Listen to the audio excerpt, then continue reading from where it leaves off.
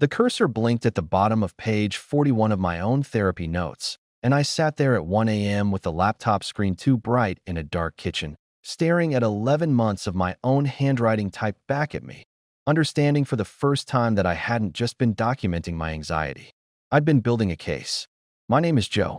I'm 43 years old. I manage logistics contracts for a distribution company here in Louisville, and 6 months before that night, my wife Denise had looked at me across our kitchen island, arms crossed, and said, with a particular flatness I still hear sometimes when the house goes quiet, "I can't believe you actually need someone to talk to about this.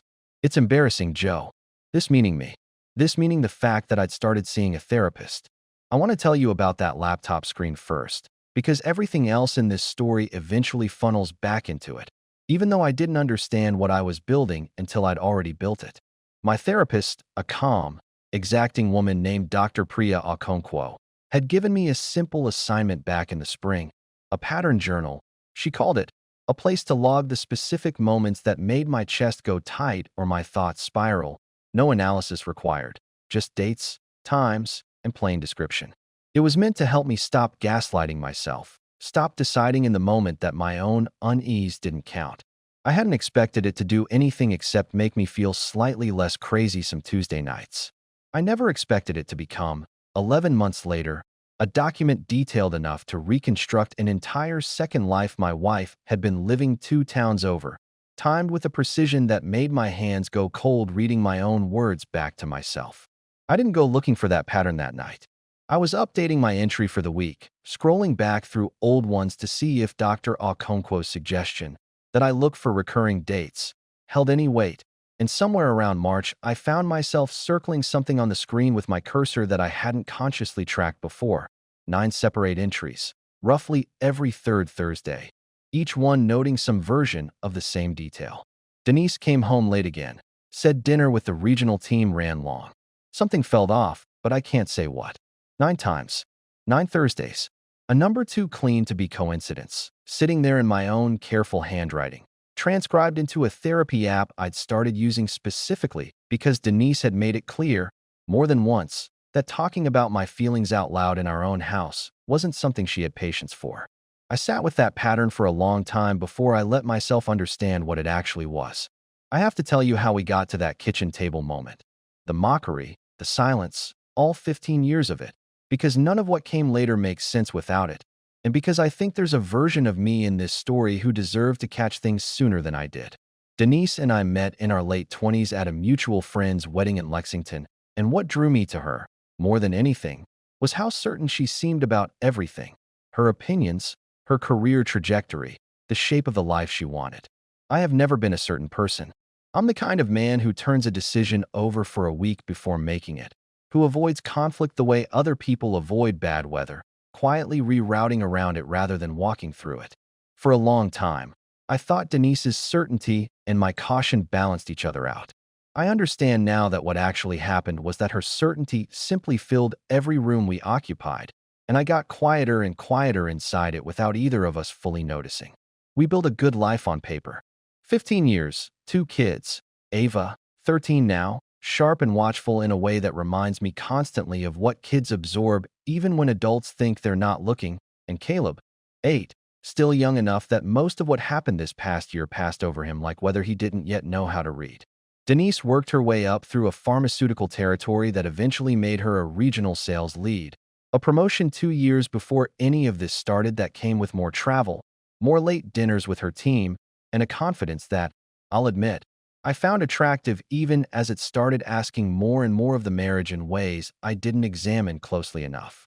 My own blind spot, the one I have to own plainly here, is conflict avoidance so practiced it had become a personality trait rather than a coping mechanism. I didn't ask hard questions in my marriage because asking hard questions had always, in my experience, led to fights I didn't know how to win, and I'd rather live with a low, constant unease than risk one of Denise's particular silences, the kind that could last days, that made the whole house feel like it was holding its breath. The anxiety that eventually sent me to Dr. Okonkwo's office had been building for over a year before I ever booked the first appointment. Trouble sleeping, a tightness in my chest some evenings that had no obvious trigger, a habit of running conversations from earlier in the day over and over in my head, searching for the moment I'd said something wrong. My primary care doctor suggested therapy almost in passing, the way doctors suggest things they expect you to ignore, and something about the suggestion landed differently than I expected. I booked the appointment without telling Denise for almost 3 weeks. When I finally did tell her, over dinner, trying to sound casual about it, she set her fork down with a specific precision I'd learned to recognize as one of her tells, and said, "Therapy. Really? Not a question." Then, a moment later, the line that would define the next 11 months of how she talked about it. "I can't believe you actually need someone to talk to about this. It's embarrassing, Joe." I didn't push back. I told myself her reaction was about her own discomfort with vulnerability, not really about me, and I kept going to my appointments anyway, quietly, the way I did most things that mattered to me and mattered less to her. I didn't yet know that Denise's contempt for therapy wasn't really about me at all, that it traced back to her own father, a man who'd cycled in and out of psychiatric hospitalizations through her entire childhood, whose getting help had meant, in her house growing up, disruption, shame, neighbors talking, her mother crying in the car outside pharmacies. I didn't know any of that yet. I only knew that every time I mentioned an appointment, something closed in her face like a door being pulled shut from the other side. There were smaller things too, that spring, that I noticed and set aside without much weight. Denise started taking calls from her regional manager, a man named Craig I'd met exactly twice at company holiday parties, in the garage instead of the kitchen, the door shut behind her. She said it was because the calls involved numbers she needed to concentrate on. I accepted that explanation completely at the time. I didn't ask why numbers required a closed door. She started coming home on the third Thursday of most months smelling faintly of a restaurant I didn't recognize, always with a story about a regional team dinner, always plausible enough on its own that I never thought to write it down as anything except the ordinary texture of a demanding job. I didn't ask for more detail than the story provided, not because the pattern didn't register somewhere in me, but because asking felt, in the specific economy of our marriage, like initiating a fight I had no confidence I could survive. I want to stop here for a second, because if you've ever built a whole private practice out of not asking, telling yourself it's respect, or trust, or simply picking your battles, you already understand exactly how much quiet effort that takes to sustain and how much it actually costs you over time. My brother Mark, who lived 20 minutes away and had dinner with us most Sundays, mentioned once, almost in passing, that he'd run into Denise at a downtown restaurant on a weeknight when she told me she was working late at the office. He said it lightly, assumed I already knew, assumed it was some team thing. I remember the specific, small lurch in my stomach when he said it, and I remember telling him, immediately, that yeah, that tracked, work had been busy. I didn't ask him a single follow-up question. I understand now that Mark noticed my non-reaction and read it, incorrectly, as confirmation that everything was fine, when it was actually the sound of a man actively deciding not to know something. By early summer, 6 months into therapy, I'd started keeping the pattern journal Dr. Okonkwo had assigned, and the accumulated small wrongness of that year finally had somewhere specific to live instead of just circling uselessly in my own head at 2 a.m. The entries started plain enough. June 4th, Denise home at 9:40. Said team dinner ran long. Felt a tightness in my chest I couldn't explain. Wrote it off as work stress on my end. June 19th, same pattern. Third Thursday again. Noticed, but didn't say anything. I wasn't building a case yet, not consciously. I was doing exactly what Dr. Okonkwo had asked, noticing my own unease without immediately explaining it away. Denise's own behavior escalated in its own quiet way that summer, each sign a little louder than the one before, though I kept misreading nearly all of them. She started keeping her phone face down on the nightstand, something new that year. When I asked, once, lightly, how Craig's team was doing, she answered with a level of specific enthusiasm about his leadership style that struck me, in the moment, as odd enough to note, but not odd enough to ask about directly. There was an evening at Ava's middle school orientation where Denise excused herself twice to take work calls, gone almost 20 minutes each time, returning with her makeup touched up in a way that hadn't been there before she stepped out. I noticed it. I filed it. I didn't ask. My friend's circle intersected with hers more than either of us usually acknowledged. and it was through my old college roommate's wife, a woman named Trish who happened to live 3 streets over from us, and had become close with Denise over the years through their kids' overlapping school activities, that I got the first piece of information that didn't fit any explanation I'd already built. Trish mentioned, at a neighborhood cookout in July, that she'd seen Denise's car parked outside a boutique hotel off the interstate one Thursday afternoon. Said it lightly, assumed I knew, assumed it was some conference thing. I said, yeah, must have been for work, and changed the subject fast enough that Trish didn't push. I understand now, looking back, that something in my face must have told her more than my words did, because she never brought it up again all summer, and I would later learn that her silence after that wasn't simple discretion. It was something closer to complicity, though I wouldn't understand the shape of that until much later. That detail seemed insignificant at the time. It wasn't. I called it a coincidence then. I wouldn't call it that anymore. At work, an unrelated situation compounded my growing unease in a way I didn't expect. A coworker named Angela, who I'd collaborated with closely on a difficult contract renewal that spring, became the subject of office gossip linking the two of us romantically, entirely fabricated, born out of nothing more than the amount of time we'd spent troubleshooting a vendor dispute together. When the rumor reached Denise through a mutual acquaintance, she confronted me about it with a level of anger that felt, even at the time, disproportionate to how baseless the accusation actually was. And I remember standing in our bedroom that night, genuinely bewildered by the intensity of her reaction, not yet understanding that her fury wasn't really about Angela at all. It was projection with nowhere else productive to land. I didn't fight the accusation hard enough, honestly, because some small, guilty part of me half believed I deserved her suspicion simply for having a female colleague I liked working with. Another small mistake I have to own, a moment where I let myself be reframed as more culpable than I actually was because it was easier than defending myself against an anger I didn't understand the real source of. She told me, much later, what that summer actually looked like from her side, something I want to include here because it reframes the shape of what I thought I understood about those months. I told myself, the first time Craig and I got dinner after a regional meeting ran long, that it was purely professional. Two colleagues discussing quarterly numbers over food because the office had emptied out and neither of us wanted to eat alone in a hotel room 3 hours from home. That was mostly true for a while. He asked about my career trajectory in a way that felt different from how Joe talked about my job. Joe wanted reassurance the numbers meant the promotion was secure, wanted to know the family finances were stable, and I understood why. But Craig wanted to know what it felt like to run a region, what I actually wanted next, and somewhere in answering that question over dinner after dinner, I started feeling like someone with a future again instead of someone just managing a household.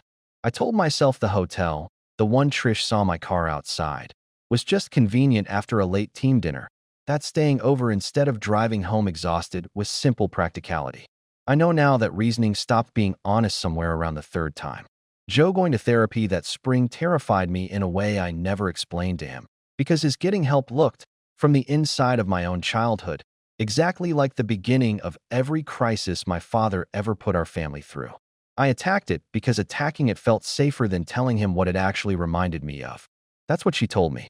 I had no idea, that whole summer, how much of her contempt for my therapy had nothing to do with me at all, and how much of what looked like her being closed off to me was actually her actively building a second, separate life 2 towns over. By August, the pattern journal had accumulated enough entries that even without consciously trying, I'd started noticing the third Thursday rhythm every time I opened the app. I still hadn't said anything to Denise. I told myself I needed more before I said anything that could detonate 15 years of marriage over what might, despite everything, still be nothing. That reasoning felt sound at the time. I understand now it was also a shield, protecting me from an answer I was increasingly certain of and not yet ready to face directly. The turn from passive noticing to active investigation came in September, and it came, appropriately enough, out of an actual therapy session. Dr. Okonkwo, reviewing my journal with me during a routine check-in, pointed at the recurring Thursday pattern with a neutrality I'll always be grateful for. She didn't tell me what it meant, only asked whether I'd noticed it myself. I said I had. She asked what I wanted to do with that information. I didn't have an answer that day. I had one within the month. I want to be honest about what I did next, because it doesn't reflect especially well on me even though I understand why I did it. I started cross-referencing my own journal entries against Denise's actual calendar, which I still had shared access to for scheduling the kids' activities, and against credit card statements from our joint account. I told myself I was simply gathering enough clarity to have an honest conversation. Some colder, more methodical part of me, I understand now, was actually building a legal-grade case. The same instinct I used at work reviewing contract disputes applied now to my own marriage. Every third Thursday for the past 11 months lined up, without exception, with a charge at the same boutique hotel Trish had mentioned in July. Small charges, always under $100, always described vaguely on the statement as incidentals, the kind of charge that wouldn't draw scrutiny unless you were already looking for it. I was already looking for it. I found something else that same week that complicated the picture in a way I hadn't expected. Going through old family group chat threads looking for a specific date, I found a message from Trish to Denise from the previous spring, before any of my journal entries even started.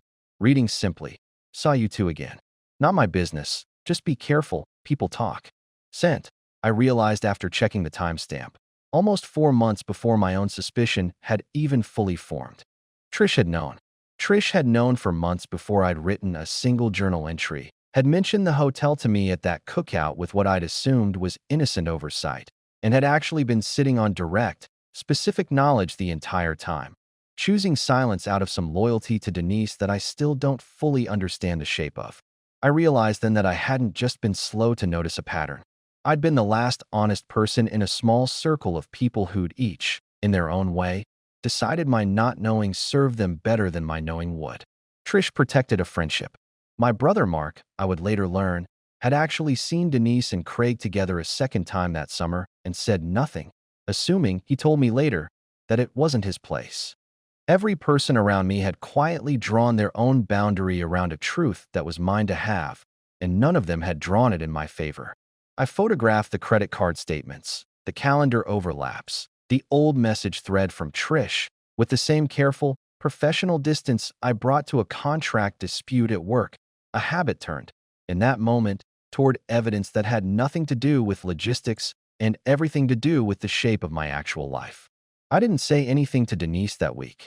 I watched her make Caleb's lunch on a Tuesday morning, watched her laugh at something on the radio during school drop-off, and some part of me that used to simply love watching that now watched it with a strange double vision I didn't know how to turn off. There was a moment that same week I only understood the full shape of much later, one that ran in uneasy parallel with everything I was quietly assembling. The week Joe started acting different, quieter, watching me a beat too long at dinner. I felt something tighten that told me he'd found something, though I didn't know how much. I sat in my car in the hospital parking garage before a client meeting that Thursday, phone in my lap, actually starting to type a message to Craig that this needed to end, that I couldn't keep doing this to my own family. I didn't send it. I told myself I needed 1 more month to figure out how to end things without blowing up my career alongside my marriage, since Craig was still, technically, my direct supervisor. I understand now that reasoning was mostly cover for not being ready to give up the version of myself I'd found in that hotel room, the one who still felt wanted rather than simply needed. That's what she told me. I didn't know it that Thursday, watching her seem distracted over breakfast, that 40 minutes away, she'd come within 1 sent message of ending it herself. I waited until the kids were at Mark's for a Friday night sleepover before I laid it out, because whatever was coming, I didn't want Ava or Caleb anywhere near the sound of it. I set my phone on the kitchen table, recording, the way I understood Dr. Okonkwo would probably have cautioned me against if I'd asked her first, and I said, "I need you to walk me through every third Thursday for the last 11 months. Exact dates, exact times. I already know most of it, but I want to hear you say it." Denise went very still. "Recording me? Seriously, Joe? Answer the question." She didn't answer it. Instead, she asked how I'd gotten access to what I clearly had, whether I'd been going through her things, whether this was something my therapist had put me up to, each question angled to shift the conversation onto my methods rather than her actions. Composed, careful, buying time with every deflection rather than giving me a single direct answer. I placed the printed credit card statement on the table. She asked how I even knew what hotel that charge belonged to without having stalked her somehow. I placed Trish's message thread beside it. She went quiet for a moment, then said, coldly, that Trish had no right sharing anything, that this was a private matter being turned into a spectacle by people who should have minded their own business. I noted, without raising my voice, that she still hadn't actually answered the question.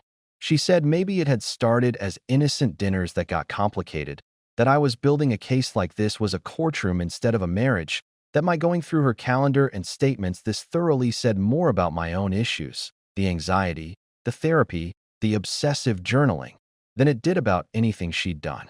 I felt the old pull to let that land, to wonder if she was right, if my anxiety had somehow manufactured evidence out of innocent coincidence.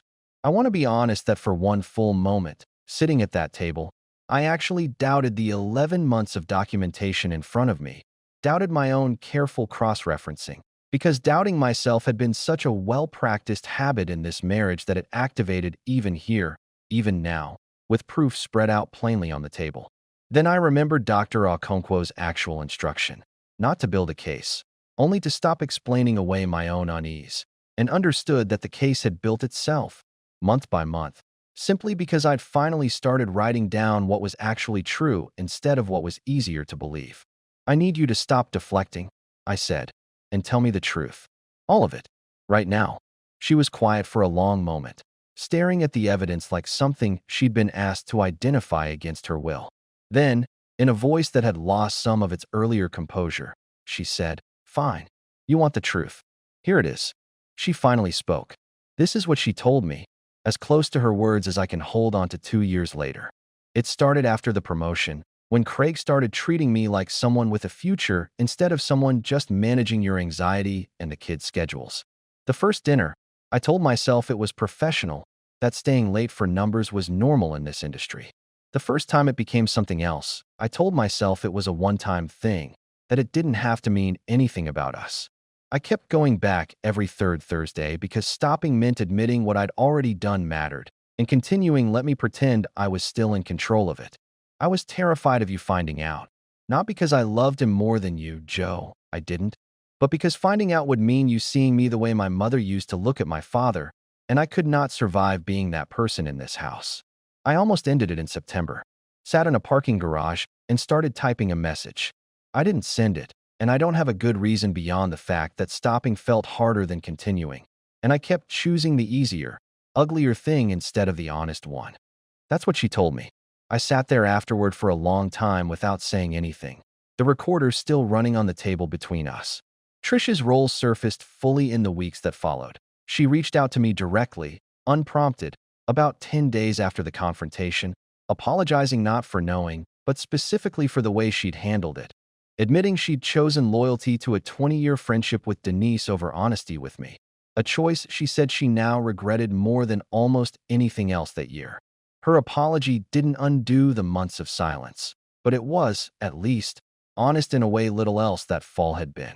My brother Mark's reaction landed differently. Defensive at first, insisting he genuinely hadn't thought it was his place. Then, days later, quietly admitting over a beer that some part of him had simply liked Denise more than he'd ever said out loud and hadn't wanted to be the one to break something he assumed I'd eventually see for myself. Craig, when the affair became known through the same company grapevine that had once wrongly accused me and Angela, faced his own reckoning. HR opened an inquiry into a supervisor-subordinate relationship that violated clear company policy, and within 2 months he'd been quietly moved to a different region entirely. His own marriage, I learned much later through channels I didn't seek out, ending in a divorce of its own. I filed for divorce 3 weeks after that kitchen table conversation, and I didn't do it with drama. No scenes in front of Ava or Caleb, no public reckoning beyond what the actual facts required. I hired a lawyer who reviewed the documentation I'd already assembled and told me, with something between admiration and mild alarm, that I'd built one of the cleaner infidelity timelines she'd seen in years of practice. 11 months of dated, specific, corroborated entries that made the settlement negotiations move faster and more decisively than either of us expected. I took the house, primary custody, and the bulk of the shared retirement accounts in the settlement, a division the court found reasonable given the documented pattern, though I never used the evidence as a weapon beyond what the situation actually required. Denise lost more than the marriage. She lost the promotion trajectory Craig had been part of once HR's inquiry made the whole department aware of what had happened. She lost, more painfully, the specific ease Ava used to have with her. Our daughter, 13 and sharp enough to understand more of the broad strokes than either of us intended, started keeping a careful, watchful distance from her mother that took real time and real effort to even partially soften. I sat with the strange irony of my own story for a long time after everything settled. I'd gone to therapy because I couldn't stop apologizing for my own anxiety, and my wife had mocked that anxiety as embarrassing, as weakness, as something shameful inherited from a childhood she never let me fully understand until it was too late to matter. And it was the exact tool she'd held in contempt. A simple journal meant to help me stop gaslighting myself, that ended up being precise enough to end a marriage she'd spent a year actively hiding from me. I used to think my caution, my conflict avoidance, my need to quietly document rather than confront were simply flaws I needed to fix. I understand now they were also, in this one specific instance, the only reason I ever found my way to the truth at all, not because avoidance is a virtue, but because the disciplined Dr. Okonkwo taught me the plain, unglamorous habit of writing down what was actually true instead of what was easier to believe turned out to matter more than any dramatic confrontation could have. If you've ever been mocked for seeking help, for needing somewhere to say the quiet, uncomfortable things out loud, I think you understand exactly what that kitchen table conversation felt like, watching the very thing someone shamed you for become the reason you finally saw clearly. I think about Trish's silence a lot, and Mark's, and how many people quietly decided my not knowing served them better than my knowing would. Most of us have some version of that dynamic somewhere in our lives. People who love us and still choose comfort over honesty on our behalf. The question worth asking isn't whether people will do this. They will, more often than we'd like. The real question is whether we build enough of our own clarity, in our own quiet ways, that we don't have to depend entirely on someone else's honesty to eventually find our way to the truth. Ava asked me once, months later, in the careful, unguarded way only a 13-year-old manages, whether I was doing okay. I told her I was doing better than okay, actually, and meant it, not because the year hadn't cost me plenty, but because I'd finally stopped mistaking my own quiet unease for something to be ashamed of. There's a specific irony sitting at the center of this story that the ending only partially resolves. The exact tool Denise held in open contempt, Joe's therapy, his journaling, his willingness to name his own discomfort instead of swallowing it, turned out to be the single most precise instrument available for uncovering what she'd spent nearly a year hiding. Mockery, in this story, wasn't really about Joe's weakness at all. It was Denise's own unprocessed fear, inherited from a childhood where getting help meant catastrophe, misdirected onto the one person in the house who was actually trying to get healthier. What this story reveals, beyond the affair itself, is how thoroughly a marriage can hollow out around a habit of not asking that both partners, in their own ways, come to depend on. Joe's conflict avoidance didn't cause Denise's affair, but it created exactly the kind of silence in which an affair could run undisturbed for 11 months, right down to a rhythm regular enough to set a calendar by. Denise's contempt for vulnerability didn't cause her own infidelity either, but it explains why she reached for control and secrecy instead of honesty the moment her own life started feeling unstable. The subplot involving Trish and Mark adds a layer the central betrayal alone couldn't provide, a reminder that infidelity rarely survives in true isolation. It survives inside networks of people who each decide, individually, that someone else's comfort matters more than one person's right to know their own life. Trish's silence wasn't malicious. It was loyalty misapplied, the same as Mark's. Neither excuses what happened. Both explain how it lasted as long as it did. What lingers longest is the reversal at the story's core, that the pattern journal, dismissed as embarrassing weakness, became the very structure of clarity that let Joe finally trust his own perception over a year of being told, implicitly and explicitly, that his instincts didn't count. That reversal says something larger than this one marriage. Sometimes the habits we're most ashamed of are the exact ones that eventually save us. The detail I keep returning to is Denise sitting in that parking garage in September, one unsent message away from ending things herself, weeks before I ever confronted her with anything. I think about how differently this whole year might have gone if either of us had simply said the harder thing out loud instead of building our separate, private records of it. I've stopped asking whether I should have confronted her sooner.